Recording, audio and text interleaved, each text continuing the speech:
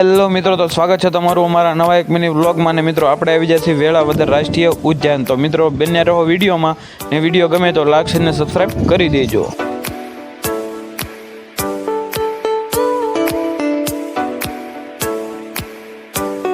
તો મિત્રો આ છે ફોરેસ્ટ વાળાની ચોકી, અને આ અહીંથી આપણે ચાલુ થાય છે.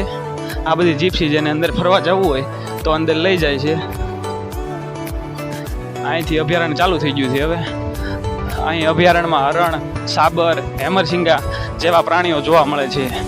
તો મિત્રો આ વેરાવળ નેશનલ પાર્ક ભાવનગર જિલ્લાના પાલ વિસ્તારમાં આવેલું છે, જે મુખ્યત્વે કાળિયાર હરણો માટે પ્રખ્યાત છે. અને આની સ્થાપના 1976માં કરવામાં આવી છે.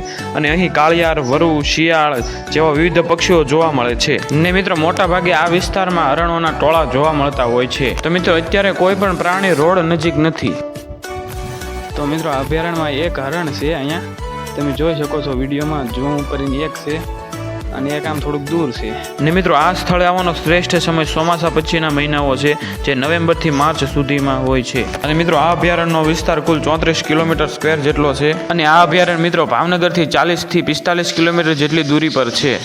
તો મિત્રો આ અભયારણ્યની વચ્ચે ફોરેસ્ટ ચોકી છે, અને અહીંથી ફોરેસ્ટ ચોકી પાસે અહીંયા હરણિયાઓનું ટોળું છે. તે ઝૂમ કરીને થોડુંક બતાય. બહુ દૂર છે, જો તમે જોઈ શકો તો છે દેખાય છે.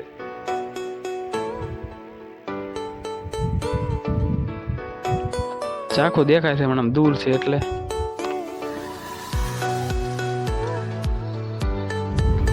અને બે બાજુ મિત્રો તમે જોઈ શકો છો આ બાવળિયાની કાંઠ છે, જેથી પ્રાણીઓ છે એ આ રોડની આ બાજુ ન આવી જાય, કારણ કે વાહનોની સતત ચાલુ રહે છે. એટલે રોડની બંને બાજુઓ ઘટાદાર બાવળિયા છે, જેથી કરીને વન્ય જીવ છે તે રોડ ઉપર ન આવી જાય.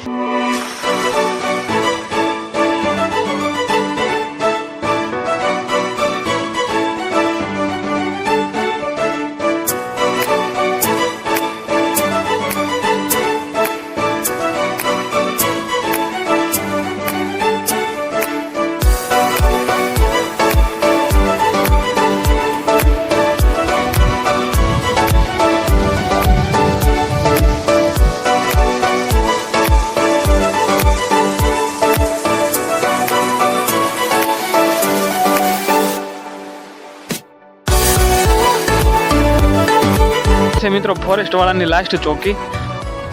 હવે અભયારણ્ય વિસ્તાર પૂરો થઈ જાય છે, અને હવે અમદાવાદ વાળો હાઈવે આવી જાય છે, અમદાવાદ ભાવનગર હાઈવે.